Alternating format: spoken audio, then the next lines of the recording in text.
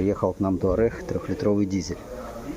Я думаю, вы узнаете, кто в теме, этот блок. Здесь было в развале все мокрое. В общем, было прям болото. Все было, текло. Ну а суть была в чем? Стучала правая сторона. Разобрали, естественно, все посмотреть. Как все это выглядит. Цепь посмотрели. Вкладыши. Все четенько.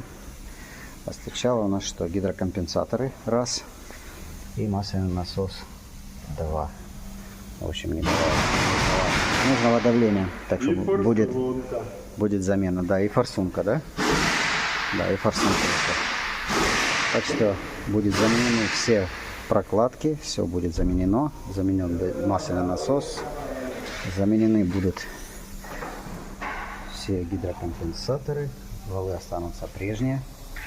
Коленвал тоже хороший. Поршневая. Почистится, скорее всего, кольца поменяем. Ну и все. И машинка будет дальше ехать.